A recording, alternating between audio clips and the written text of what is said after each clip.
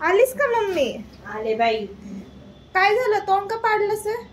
अगं गेलते मैत्रिणींना भेटायला. काय सांगू तुला, मग सगळ्या आपलं आपलं सांगत होत्या दुःख. कसलं दुःख? अगं त्यांच्या सुनांचं सांगत होत्या ग.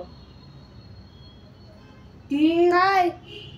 ती कांबळेबाई आपला असं पदर बिदर करून म्हणत होती, माझी सून मला किती त्रास देती, लय काम सांगते, मला चहाचा कप सडेल देत नाही.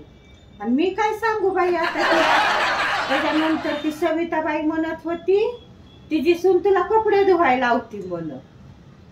नंतर ती निर्मलाबाई पण तशी सांगायला लागली, माझी सून तर माझ्याकडून सगळं काम करून घेते. सगळ्या एकमेकी बद्दल काय ना काय सांगत होते.